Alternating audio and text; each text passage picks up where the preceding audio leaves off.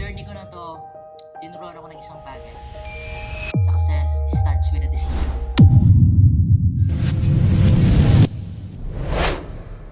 A decision to stay positive kahit na mahirap.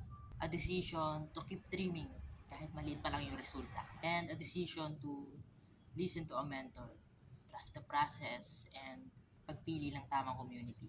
Just like here in Worldwide Entrepreneurs. And alam naman natin na hindi sa lahat ng pagkakataon motivated tayo. Pero araw-araw kasi may desisyon tayo eh. May desisyon tayo na pumili kung magiging positive ba tayo, kung magiging motivated ba tayo. Pero most of us, nagpapadala na lang tayo sa emosyon. Na kahit kaya pa nating ilaban, sinusuko na natin. Sabi nga nila, lahat ng malaki nagsisimula sa maliit. Baka sa unang yes mo, sa unang step mo, or sa unang paniniwala mo sa sarili mo, baka dyan magsimula yung pagbabago. Na hindi natin malalaman kung hindi natin susubukan. Because when you become part of this community, when you become part of Worldwide Entrepreneurs, it's not just all about business eh.